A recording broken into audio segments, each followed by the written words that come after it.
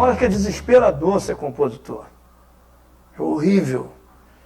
Por exemplo, eu estou passando um período agora, eu terminei meu disco, e de lá para cá, nesses 2 últimos meses, eu só fiz uma música. Eu normalmente teria feito mais alguma coisa, ou pelo menos iniciado alguma coisa. E esses períodos assim vazios são períodos de dúvida, porque você só é compositor desde o momento que você conseguiu fazer a obra, fazer a música. Se você não está conseguindo, você não se sente compositor. E também o verdadeiro compositor ele não se relaciona com o que ficou para trás. O negócio dele é fazer outras e outras. O que já fez, está feito. Tudo bem, conta para quem ouve. Mas para o artista, para o criador, o cara que tem essa gana de criar, ele quer estar sempre se manifestando. Como se ele dissesse para ele mesmo, eu sou um artista. E quando você não compõe, você acha que não é artista. É cruel, mas eu sinto dessa forma.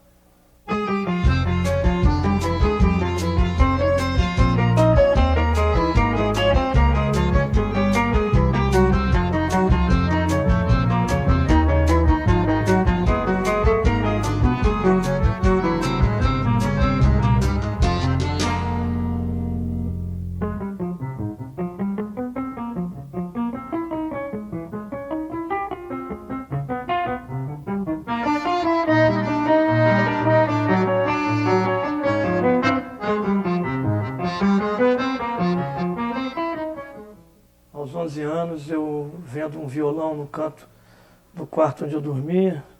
Esse violão era do meu tio Marco Aurélio, que toca violão muito bem. E eu morava com ele na casa de minha avó. Papai era separado de mamãe e eu dormia naquele quarto com esse tio. E ele tocava violão. E eu vendo um dia, ele não estava em casa, o violão no canto assim, me deu vontade de pegar um instrumento. Eu me lembro como se fosse hoje, esse momento em que eu me dirigi para o instrumento, peguei e consegui manipular a mão direita, fiz uma batida muito próxima à batida do samba, direitinho assim, achei fácil fazer aquela batida. Essa foi a minha primeira relação com o violão, eu me lembro com muita clareza como se fosse agora, aqui nesse momento. Aí começou uma relação assim, né, um amor, né, um namoro. Todo dia eu pegava um pouquinho o violão, aí eu olhava um tocar, olhava outro tocar, pedia para me ensinar um acorde. Aprende um acorde hoje, outra manhã, vai indo. Ouve disco. Quando eu fui ver, 2, 3 anos depois, eu já tocava o violão de uma maneira já bem satisfatória. A minha formação violonística ela foi totalmente informal até os 26 anos de idade. Eu me formei músico profissional, me fiz músico profissional de carteira de músico profissional, sabendo muito pouco de teoria, muito pouco de leitura. Eu fui um músico que aprendi vendo os outros tocar e ouvindo o disco na vitrola. Mas com 26 anos de idade, eu já era músico, como disse anteriormente, eu resolvi estudar violão clássico. E estudei 5 anos com o professor Judacil Damasceno. Aquilo ali me deu um pulo legal em termos assim, de uma leitura. Não é que eu leia bem, mas eu não sou analfabeto musical. Eu leio lentamente, mas leio uma partitura para violão, com mais vagar, mas leio.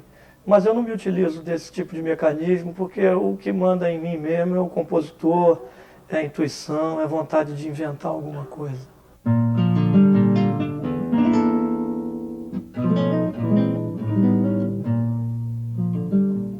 As duas profissões são divergentes. A odontologia e a música, elas não têm nada a ver uma com a outra. Até no que tange a habilidade manual, a habilidade para tocar violão é uma, a habilidade para você mexer num dente de uma pessoa é outra, completamente diferente. Uma você mexe com uma coisa imaginária, com uma coisa não palpável, a outra não existe nada mais palpável do que a saúde do ser humano, a boca de uma pessoa. Cada uma com a sua dificuldade, cada uma com a sua especificidade. Eu acho o seguinte, no meu caso, no meu tipo de personalidade, eu sou um cara que sempre, até talvez por ser geminiano, as coisas comigo são sempre assim, sempre 2 caminhos, vai para lá, vai para cá, e às vezes não sei por onde vou. Isso gera às vezes até uma reação um pouco tímida da minha parte. Eu sou mesmo uma pessoa tímida. Mas o que eu acho em suma é o seguinte, é que uma profissão acaba instigando a outra.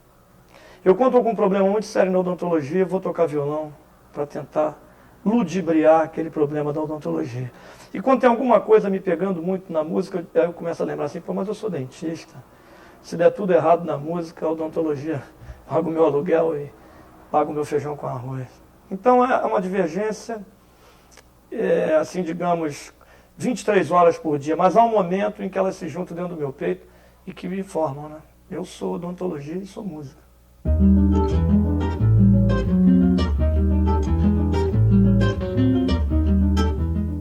Não, arrepender propriamente não, porque eu acho que as duas maiores escolas da vida de você aprender ou é o erro ou é o sofrimento.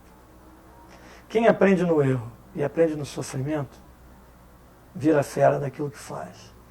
Então, arrependimento não, porque às vezes que eu errei, ou às vezes que eu sofri na vida e que isso me trouxe algum subsídio para criar alguma coisa, obviamente que você transformou a pedra em alguma coisa, em alguma coisa lapidada, né? Então não tenho nada assim que eu me arrependa, porque de uma certa forma eu tirei partido disso. Mas é obviamente que tem coisas que você, com a visão de um homem de 50 anos, que é a minha, eu faria diferente hoje em dia. Se eu fosse fazer agora, não faria como eu fiz aos 20. Isso é uma coisa natural. Um rapaz de 20 anos não pode ter a mesma visão de vida que um homem de 50, pelo menos deduz, né? Eu me sinto orgulhoso de eu estar melhorando como ser humano, engraçado. Estou falando de mim de novo, mas devo falar. Eu acho que a minha relação com a minha família, com as minhas filhas e minha mulher, especificamente essas pessoas que vivem dentro da mesma casa que eu acho que eu estou me tornando uma pessoa melhor para minhas filhas e para minha própria mulher. Não que eu nunca tenha amado elas demais, adoro todas as três, mas a convivência comigo era problemática, porque eu sempre fui um cara muito genioso, temperamental, e eu estou entendendo que a vida pode ser mais branda, as coisas podem ser mais suaves, e tenho aprendido muito com as minhas filhas, engraçado. Elas que são minhas filhas, viveram muito menos do que eu até agora. Eu tenho aprendido muito com as mulheres nesse sentido. Eu era um homem que eu não entendia legal a alma feminina. Eu vi a mulher por um ângulo errado.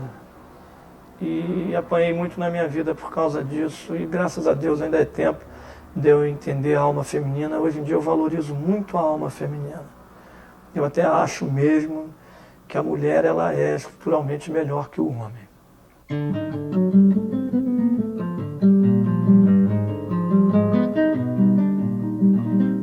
É que lá em casa a nossa rotina é que eu durmo em quartos separados com a minha mulher. Ela não é bem quarto separado. Eu durmo na sala, eles me isolaram na sala e eles ficam lá para dentro. Por causa do violão, que é ruidoso, eu gosto de tocar de madrugada, gosto muito de ouvir rádio também de madrugada. E para não vazar para eles, para que eles possam ter uma noite boa e dormir à vontade, eu fico afastado. Mas eu vou contar a maior verdade, o porquê que isso acontece e que eu não cheguei a te contar toda anteriormente em off. É que eu ronco muito alto. Então o pessoal tem medo de mim. Eu uma vez dei uma roncada numa casa de uma carola lá em Minas. Eu tive lá agora, rapaz. Foi engraçado que o filho da mulher lembrou. Foi na Copa de 94. Nós estávamos tocando em Belo Horizonte. Está gravando? Mas se estiver, tudo bem. Aí eu estava tocando em Belo Horizonte. E fiquei na casa lá de um amigo que é da Secretaria de Cultura. Aí depois do almoço, aquele negócio, né? Minas, Belo Horizonte, mais tranquilo, tem que dar uma cochilada depois do almoço. Todo mundo foi cochilar, eu digo, pô, eu também. Eu não tenho esse hábito, mas já que todo mundo foi, pô, meu amigo. Eu acordei com a família toda na porta do meu quarto. Parecia que tinha vindo trombada de caminhão, mais ou menos desse tipo. Eu tenho aquela doença do ronco que parece um motor turbo de Fórmula 1. Em um ônibus leito, o nego me bota pra fora. Só posso viajar de dia. Tá gravando, depois você vai fazer um acesso. E agora, como é que é? Comecei a contar minhas particularidades. Pior que tu vai gravando, tu não vê danado. Você edita isso de uma maneira que não me comprometa.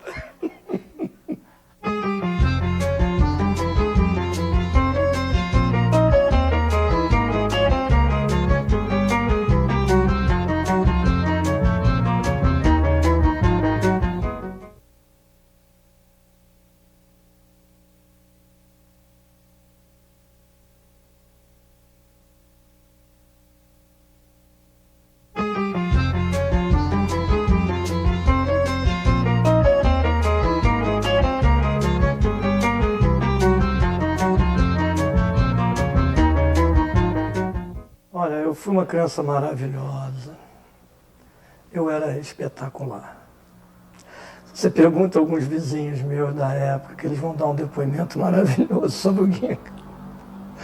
Não, até que eu sou querido, tenho amigos que me ligam da minha infância, me procuram até hoje, mas eu fui um garoto brabo, pelo fato de ter sido criado longe do meu pai. Papai era o grande freio que eu tive, e ter sido criado por avó, junto com mãe, com tios e tudo, todo mundo manda, e casa que todo mundo manda é um problema.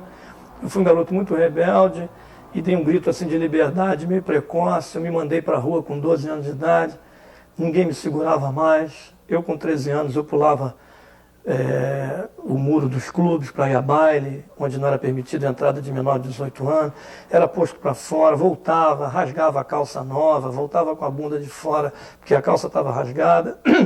Eu fui danado, eu gostava muito de baile, porque eu gostava de dançar e gostava de ver os músicos tocando, o guitarrista. Às vezes eu passava um baile inteiro colado assim, com um guitarrista que está aí, mais vivo do que nunca, saudável, Durval Ferreira, o grande Durval Ferreira. Quantos bailes eu deixei de dançar e de me divertir para ficar olhando o Durval tocando guitarra. Então eu fui um cara que eu ganhei o mundo e eu tomei uma paixão pela coisa da noite.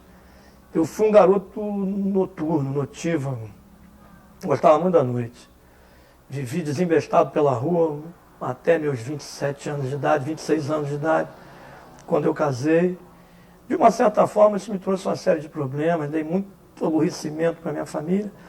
Mas, em contrapartida, eu tive a escola da vida, a escola do mundo. Sempre gostei de andar com pessoas muito mais velhas do que eu. Meus amigos eram bem mais velhos do que eu. E, de uma certa forma, me preparou para um pedaço do mundo. Deixei de conhecer um outro, mas fiquei sabendo desse mundo da malandragem, da picardia, de estar sempre de olho descamando, como a gente diz na gíria, descamando o peixe de olho no gato. Isso é uma coisa que a gente aprende no subúrbio. Tirei bons ensinamentos disso. Quando eu consigo transformar isso em música, eu me sinto bem.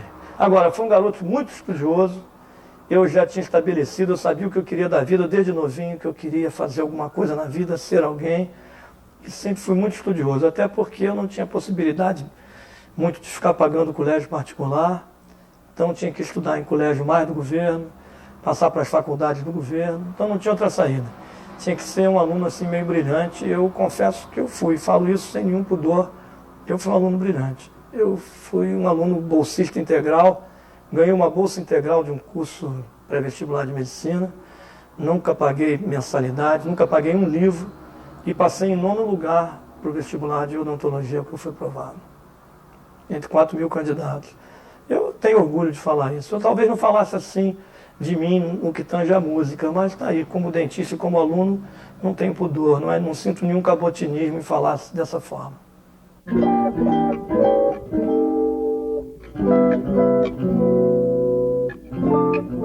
Eu sou religioso. Eu fui me tornando um homem religioso à medida que fui amadurecendo como homem. É lógico que a gente questiona, isso tudo são perguntas que muitas não têm resposta mesmo, tudo é um mistério. Mas à medida que a estrada da gente vai encurtando, no final, eu fiquei até os 27 anos de idade, nunca entrei numa igreja, só para fazer a primeira comunhão. A partir da morte da minha avó materna, eu senti necessidade de me comunicar com ela. Como ela não existia mais fisicamente, eu passei a frequentar uma igreja. Assim como frila, né? Eu ia lá quando dava na telha, né? Entrava na igreja, rezava da minha maneira. Aí fui vendo coisas, fui obtendo resposta. E hoje em dia eu sou um cara que se puder, eu vou diariamente à missa. Me sinto muito bem. Eu quando estou em casa e que tenho tempo, eu vou para a missa. Nesses últimos 15 dias eu já devo ter assistido umas 10 missas. E tenho me feito muito bem. Eu já fui um cara muito distante de Deus. Hoje em dia eu estou tentando recuperar esse terreno perdido e me sinto mais feliz, me sinto menos pior.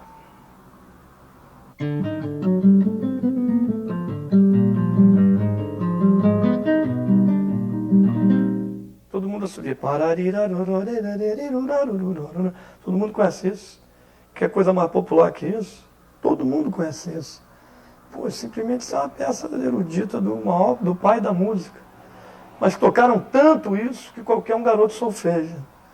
Se tocar minha música na novela, diariamente, vão cantar minha música. Mas já aconteceu um lance comigo.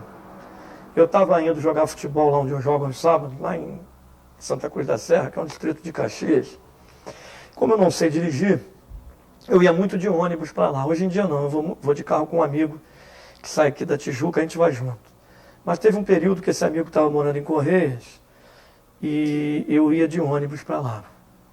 Fui uns 5 anos direto de ônibus. E um dia chovia muito, um inverno desse, assim, um sábado chuvoso, ônibus vazio. Eu sentado assim naquele banco perto do trocador, me lembro como se fosse hoje, já passando ali em frente à Reduc. Aí 2 caras que estavam no ônibus, assim meio alcoolizados, 2 nordestinos, começaram a cantar um baião meu, que a Clara Nunes tinha gravado. Esqueci, Cinto Cruzado, o nome do baião, meu e do Paulo César Pinheiro. Eu fiquei tão emocionado que eu não me contive. 3 minutos depois falei para os caras, esse baião aí que vocês estavam cantando é meu. Eu fiz esse baião com o Paulo César Pinheiro. Né? Fiquei empolgado, aí o cara olhou para mim assim, que isso, rapaz? Você deixa de ser louco, rapaz. Paulo César Pinheiro é nosso amigo lá de Governador Valadares. Paulinho nunca morou lá, nunca viveu lá.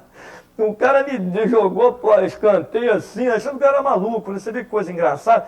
Mas que prazer que me deu ouvir o meu baião cantado ali dentro daquele ônibus. Eu digo, pô, a vida não podia ser diferente. Não podia tocar música na rádio, o pessoal do ônibus cantar a minha música, porque você quer que a multidão conheça a sua obra. Você não quer fazer uma música para que suas filhas cantem, cantar na festinha da sua casa. Não é esse o objetivo do compositor.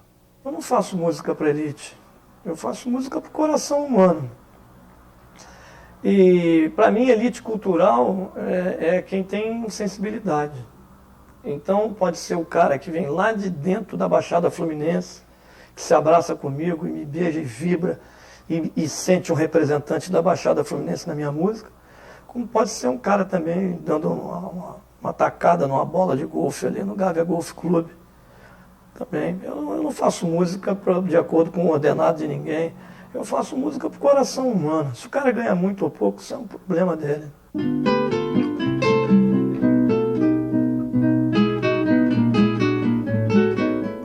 Tem duas que eu acho que é como ética e moral. Elas não podem andar separadas.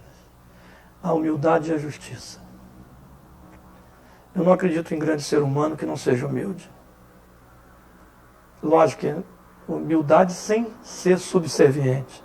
Subserviência é um defeito horroroso, mas a humildade é necessária. Eu não conheço nenhum grande homem que não seja humilde.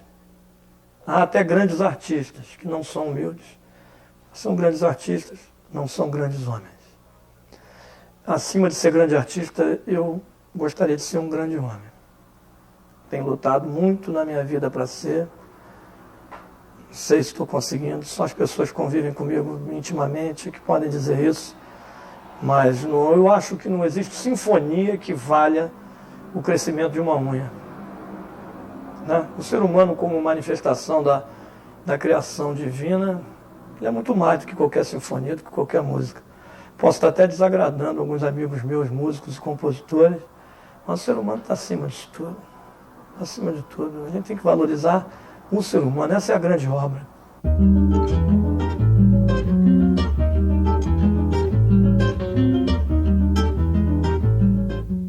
Meu nome é Carlos Altier de Souza Lemos Escobar. E o apelido Ginga, eu achava até semana passada que tinha sido dado pela minha tia Lígia, que faleceu muito novinha, com 21 anos de idade. Mas minha madrinha, que graças a Deus é viva, está com 72 anos, outro dia me chamou a atenção. Ela disse, ô Ginga, não foi minha irmã Lígia que te deu esse apelido, não. Quem te deu esse apelido foi sua avó materna, a dona Jandira. Então agora eu não sei com qual versão que eu fico, porque minha mãe diz para mim que foi minha tia Lígia, e minha madrinha diz que foi minha avó. Então vocês aí escolhem. Qualquer uma das duas que tenha dado são pessoas que eu amo. Fico feliz. Eu gosto do Ginga dessa. Eu não desgosto do casal Altier, amo também, mas eu me identifico muito com o Ginga. Eu me sinto Ginga, totalmente. 99% Ginga e 1% Dr. Altier. quando me chamam doutor Altier, sempre bate um pouco. Acostumo e não acostumo, acostumo e não acostumo, porque eu passo a maior parte do dia como guinga. Nessa minha vida bi danada.